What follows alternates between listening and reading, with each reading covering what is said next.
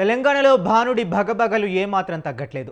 మే మధ్యకు వచ్చేసరికి ఎండలు 43 డిగ్రీలు దాటేస్తున్నాయి. ఉష్ణోగ్రతలు విపరీతంగా పెరగడంతో ప్రజలు జాగ్రత్తగా ఉండాలని ఐఎండీ హెచ్చరిస్తుంది.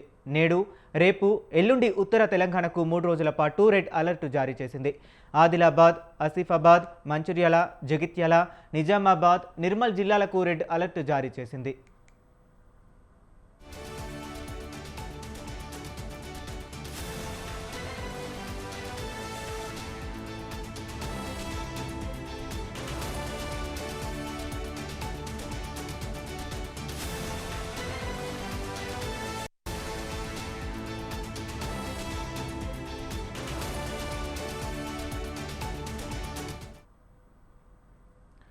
ఇక తెలంగాణలో భానుడి బగబగలు ఏమాత్రం తగ్గట్లేదు. మే మధ్యకు వచ్చేసరికి ఎండలు 43 డిగ్రీలు దాటేస్తున్నాయి.